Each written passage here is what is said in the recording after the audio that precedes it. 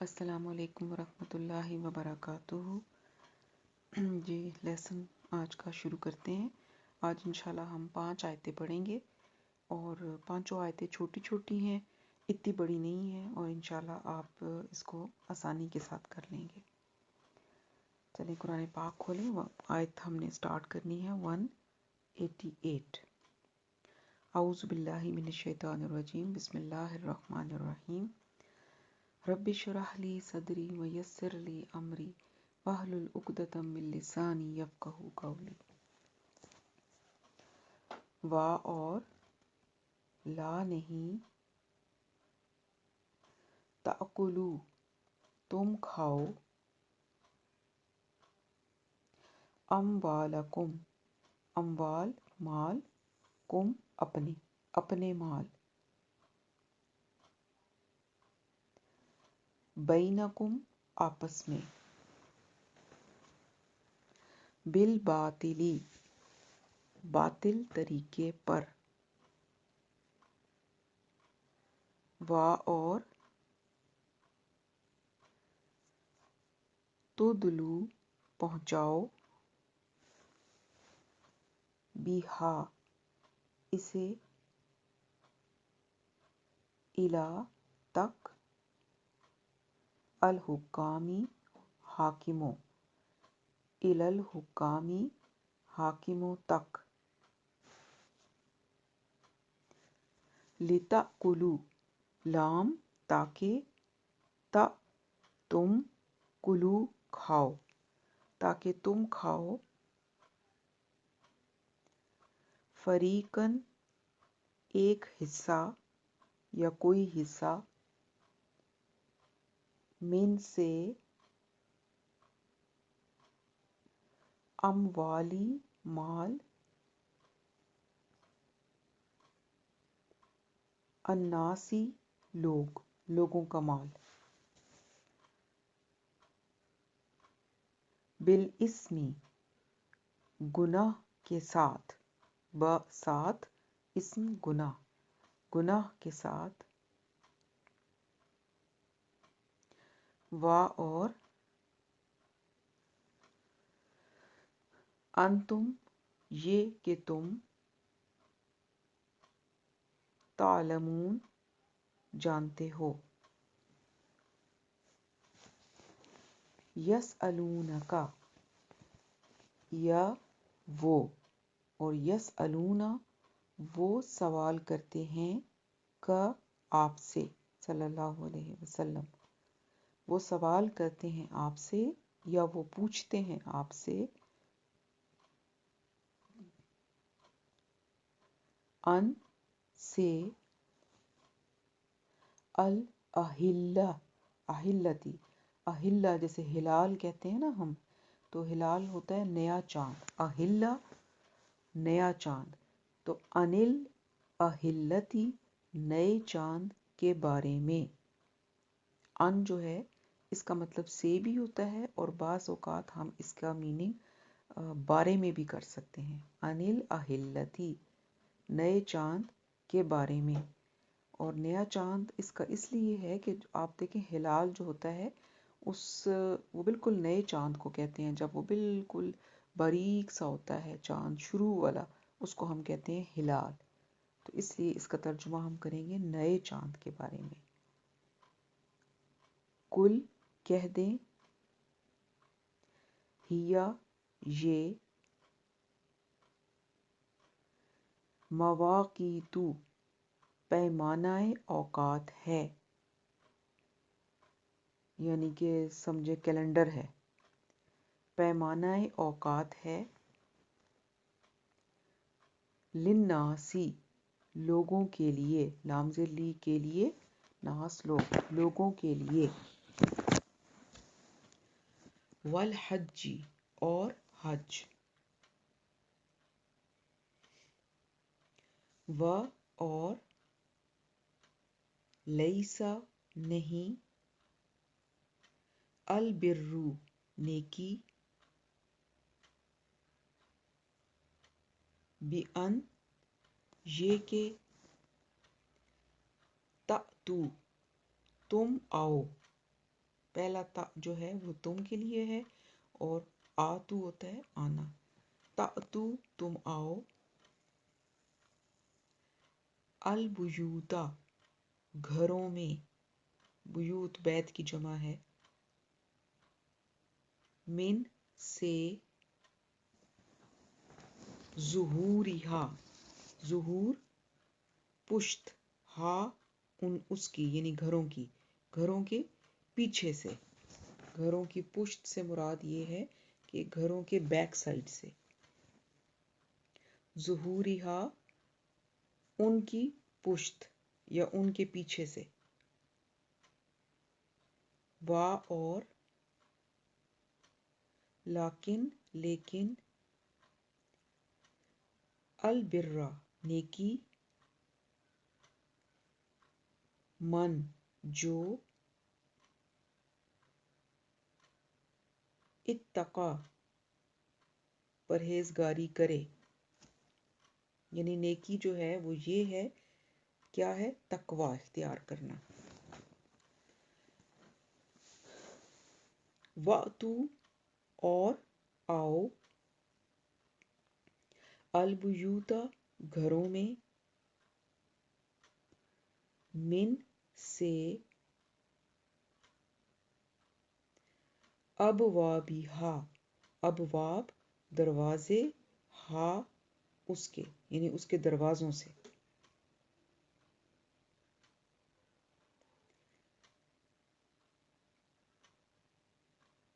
واتقوا اور ڈرو، اللہ اللہ سے،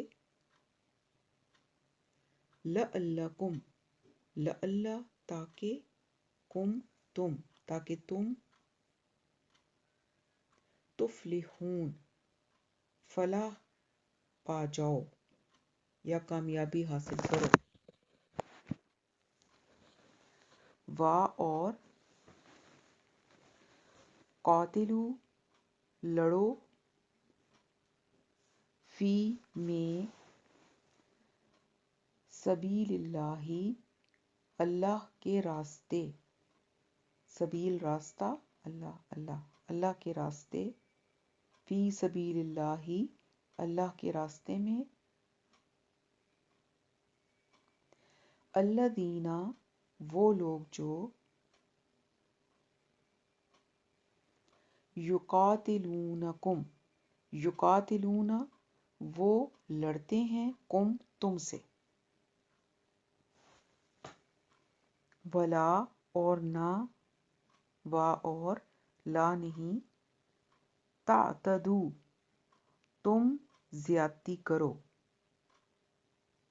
تعتدو تم زیادتی کرو. ان اللہ ان بے شک، اللہ لا نہیں، یحب وہ دوست رکھتا یا وہ پسند کرتا، المعتدین زیادتی کرنے والوں کو، المعتدین زیادتی کرنے والوں کو.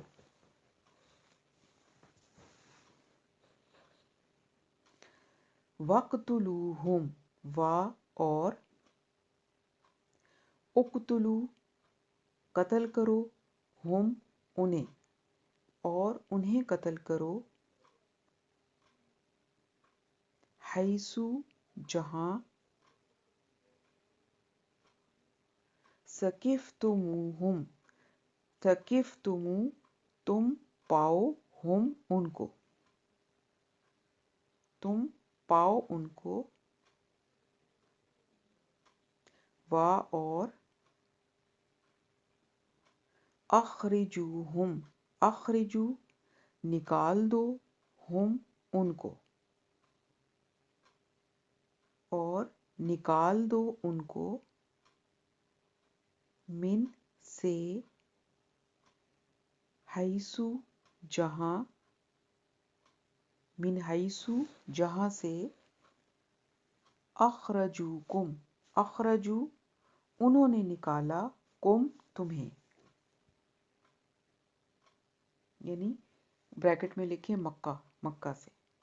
اخرجوکم، انہوں نے نکالا تمہیں، یعنی انہوں نے کہاں سے نکالا؟ مکہ سے.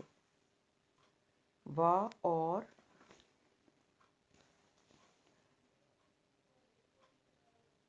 الفتنۃ، فتنہ، اشد، زیادہ سنگین ہے، من سے، القتل، قتل،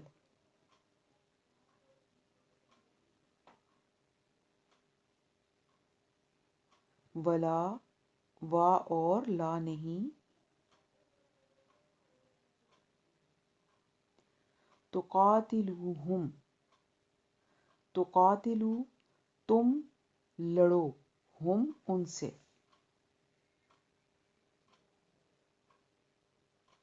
قتال اصل میں لڑنا بھی ہوتا ہے، قتل کرنا یا لڑنا دونوں میننگ آئیں گے اس میں. تم لڑو ان سے، ان دا، پاس، المسجد الحرام، مسجد حرام یعنی کہ خانہ کعبہ، ان دا المسجد الحرام، خانہ کعبہ کے پاس. حتیٰ، یہاں تک کہ،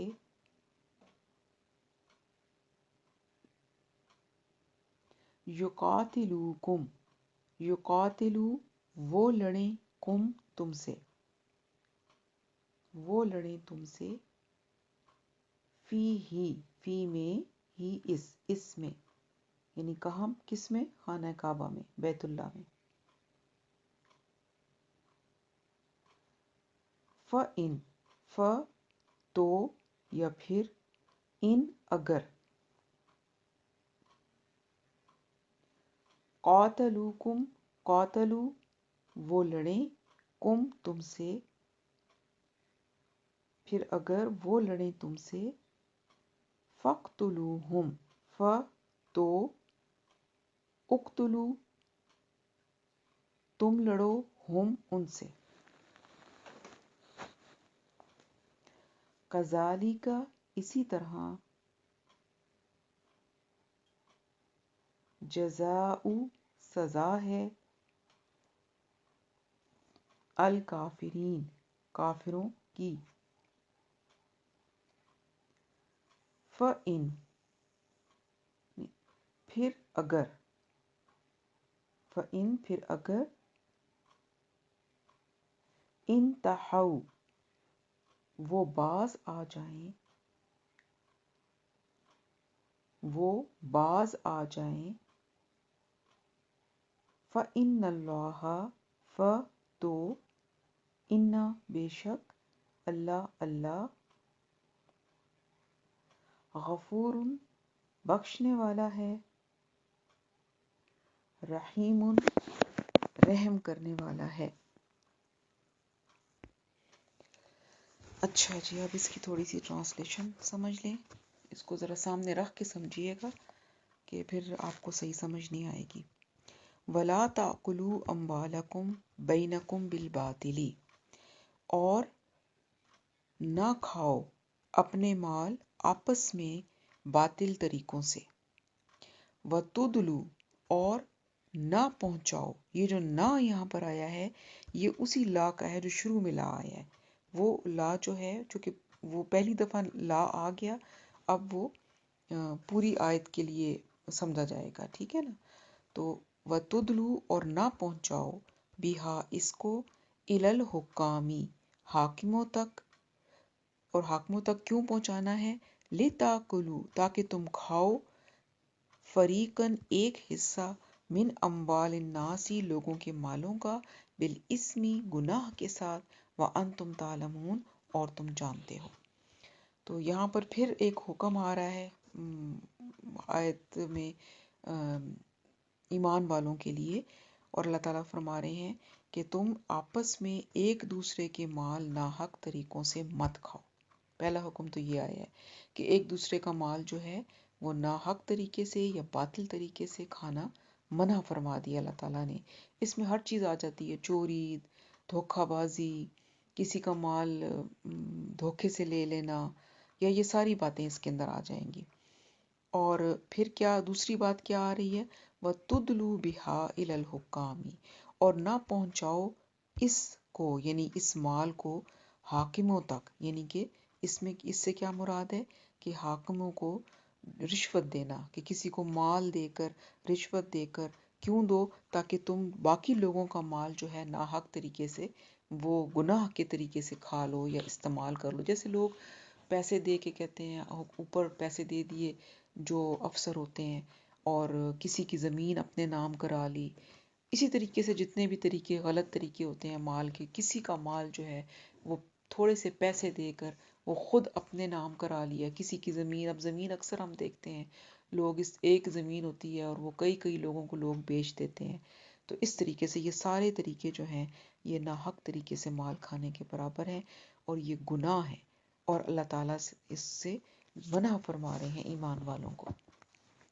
اس کے بعد اگلی آیت میں آ رہا ہے یسألونک عن الأہلہ، کہ وہ آپ سے سوال کرتے ہیں صلی اللہ علیہ وسلم سے نئے چاند کے بارے میں. تو اس طرح سے یہ مشرکین جو تھے یا وہ مکہ میں جو رہنے والے لوگ تھے وہ آپ صلی اللہ علیہ وسلم سے پوچھتے تھے چاند کے بارے میں. تو اس کے بارے میں آپ فرما رہے ہیں، اللہ تعالیٰ آپ کو کہہ رہے ہیں کہ وہ آپ سے نئے چاند کے بارے میں سوال کرتے ہیں. تو سوال یہ تھا اصل میں کہ لوگ آپ سے پوچھتے تھے کہ یہ چاند جو ہے یہ گھٹتا بڑھتا کیوں ہے، یا اس کی شکلیں کیوں چینج ہوتی رہتی ہیں. آپ دیکھتے ہیں نا چاند شروع میں نکلتا ہے تو بالکل چھوٹا سا ہوتا ہے، پھر آہستہ آہستہ وہ بڑا ہو جاتا ہے، پھر پورا دائرہ بن جاتا ہے، اور اس کے بعد پھر وہ آہستہ آہستہ گھٹتے گھٹتے کم ہوتا ہے، اور اس طریقے سے تقریباً 1 مہینہ جو ہے وہ آپ کا پورا ہو جاتا ہے. تو 1 مہینے کے اندر چاند کی یہ مختلف شکلیں ہوتی ہیں. تو اس کے بارے میں لوگوں نے آپ سے سوال کیا. اس کے بارے میں آپ نے کیا فرمایا؟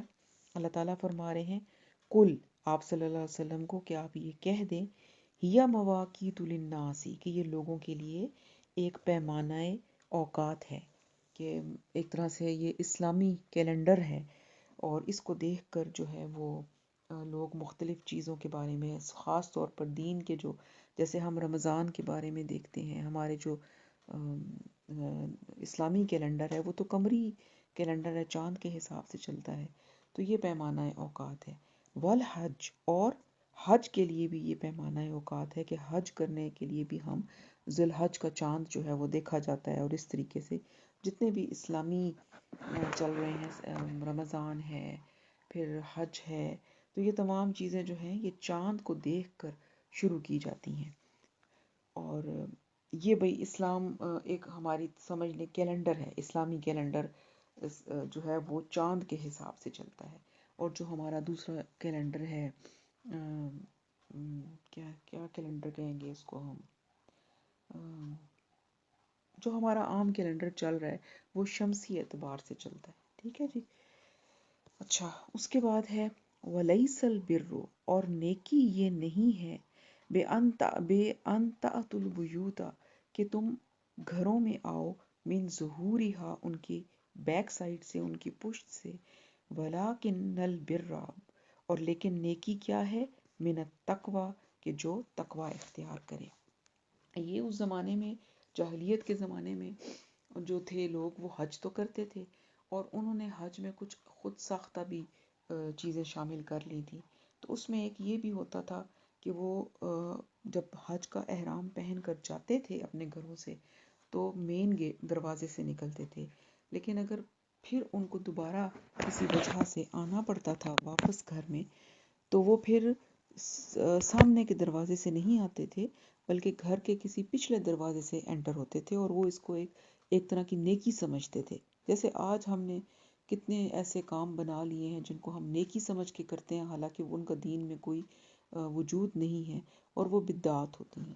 تو یہ بھی اس طرح سے انہوں نے ایک بدعت نما ایجاد کی ہوئی تھی کہ جب حج کرنے جانا ہے تو مین ڈور سے جانا ہے، سامنے والے دروازے سے جانا ہے، اور جب اگر کسی وجہ سے ان کو واپس آنا پڑتا تھا تو حج کے دوران، تو پھر وہ پچھلے دروازے سے آتے تھے. تو اس پر اللہ تعالیٰ فرما رہے ہیں کہ تم جب گھروں میں آؤ تو ان کے پیچھے سے مت آؤ، یہ نیکی نہیں ہے، بلکہ نیکی کیا ہے کہ تم تقوی اختیار کرو۔ اور تقوی کیا ہے؟ تقوی ہے کیا؟ کیسے تقوی اختیار کریں؟ کہ ہم بچ بچ کر چلیں، اللہ تعالیٰ سے ڈر ڈر کر چلیں، اور برائیوں سے بچیں اور نیکیوں کی طرف اپنے آپ کو لے کے جائیں۔ اور پھر اللہ تعالیٰ نے فرمایا وَأْتُوا الْبُيُوتَ، اور تم آؤ اپنے گھروں میں، من ابوابہا، ان کے دروازوں سے۔ تو فرمایا کہ یہ نیکی نہیں ہے کہ تم پیچھے سے آؤ، بلکہ نیکی اصل میں کیا ہے کہ تم تقوی اختیار کرو، متقی بنو۔ اور کیا ہے؟ اب آئندہ سے اپنے گھروں میں اگر تمہیں آنا پڑتا ہے دوران حج، تو تم سامنے کے دروازوں سے ہی آؤ، پیچھے کے دروازے سے مت آؤ، کیونکہ یہ جو تم نیکی سمجھ رہے ہو یہ اصل میں نیکی نہیں ہے۔ اور آگے فرمایا وَاتَّقُوا اللَّهَ، اور تم ڈرو اللہ سے، لَعَلَّكُمْ تُفْلِحُونَ، تاکہ تم فلاح پا جاؤ۔ تو فلاح کا اور کامیاب ہونے کا طریقہ کیا ہے؟ صرف اور صرف تقوی۔ تقوی اختیار کرو، اللہ تعالیٰ سے ڈرو۔ اور تقوی کی ڈیفینیشن ہم نے شروع میں پڑھ لی تھی، جس میں آیا تھا نا ذالک الکتاب لا ریب فیہ ھدی للمتقین۔ تو وہاں پر متقیوں کی کچھ ڈیفینیشنز وہاں آئی تھیں، اور کچھ ابھی آگے بھی تھوڑی تھوڑی باتیں آتی جا رہی ہیں متقیوں کی۔ تو ہم نے ان کو نوٹ کرتے جانا ہے تاکہ ہم اپنے اندر وہ تمام کوالٹیز کو پیدا کرنے کی کوشش کریں جو کسی بھی انسان کو متقی بناتی ہیں۔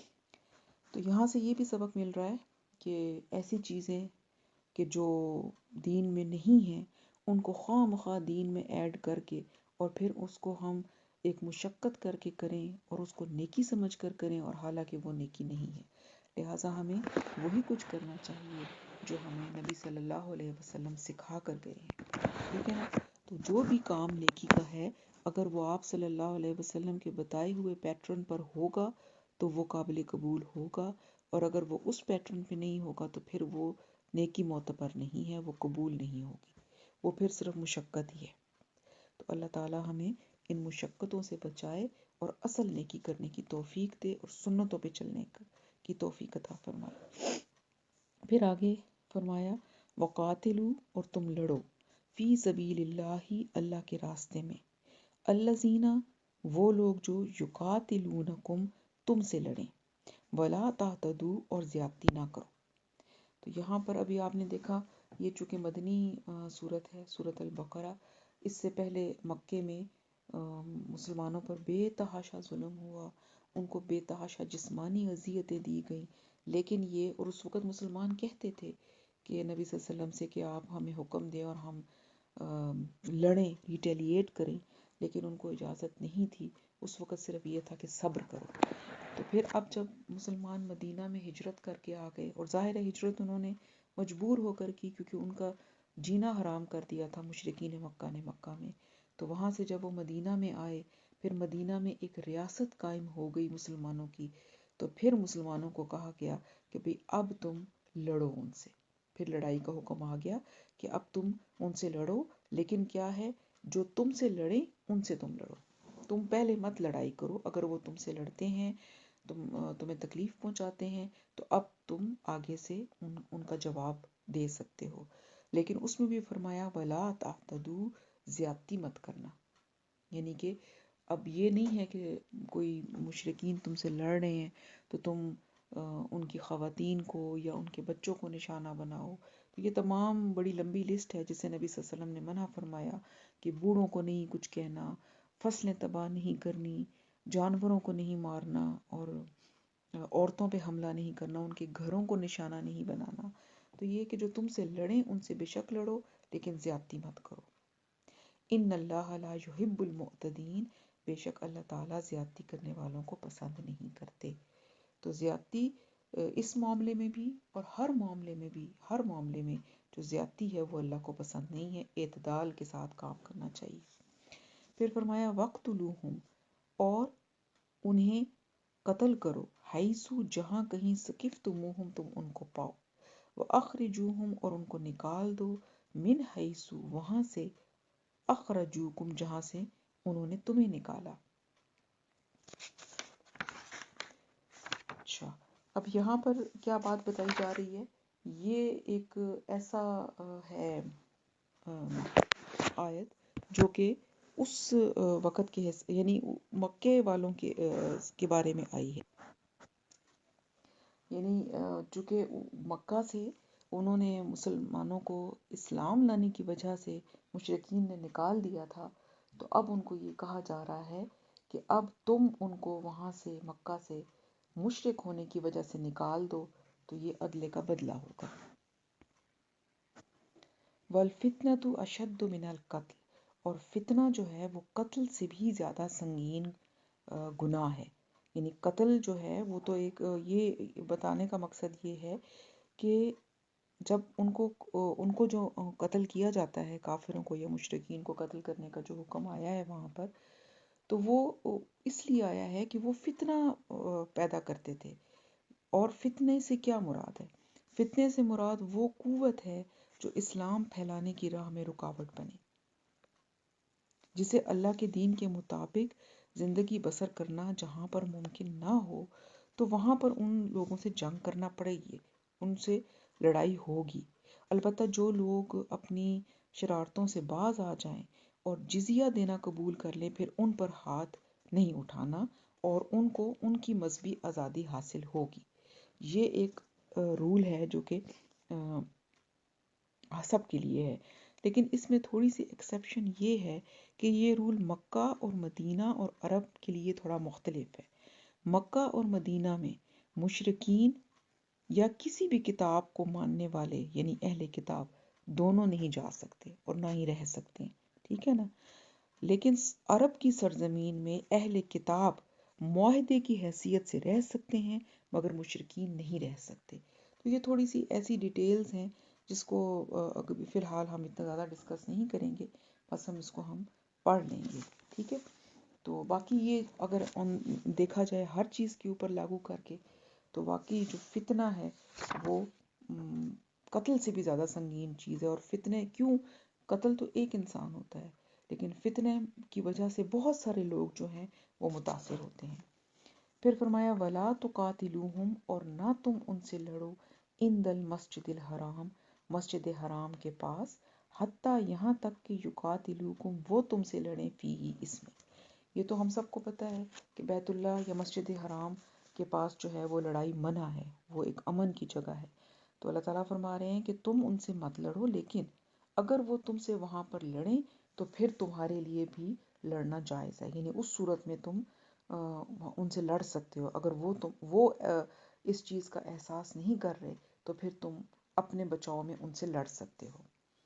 فَإِن، پھر اگر قاتلوکم، وہ تم سے لڑیں، فَاقْتُلُوهُمْ، تو تم بھی ان سے لڑو۔